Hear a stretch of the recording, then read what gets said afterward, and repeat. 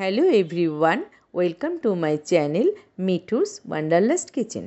বন্ধুরা, আজ আপনাদের সাথে একটা মানকচু দিয়ে ইলিশ মাছের রেসিপি শেয়ার করছি। এর জন্য কড়াইতে তেল দিয়ে মাছগুলোকে ভেজে নিলাম।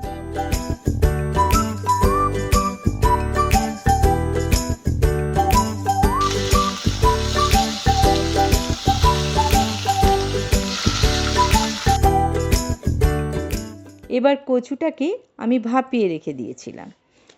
এবার কড়াইতে তেল দিয়ে তাতে একটু সাদা জিরে আর একটু কালো জিরে দিয়ে ভাপানো কচু আর আলুটা আমি ঢেলে দিলাম।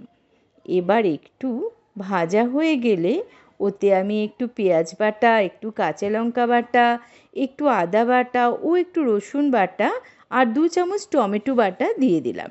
একটু জিরের গুঁড়ো, একটু হলুদ দিলাম। এবার স্বাদ মতো নুন দিলাম। তারপর বেশ করে নেড়ে চেড়ে একটু মিষ্টি দিলাম।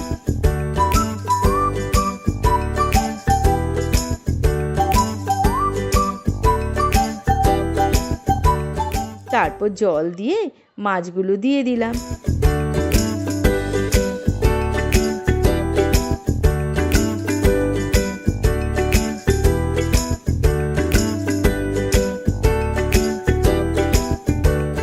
এবার ঢেকে দিয়ে কিছুক্ষণ রেখে ঢাকনা তুলে ধনেপাতা দিলেই আমার রান্না রেডি।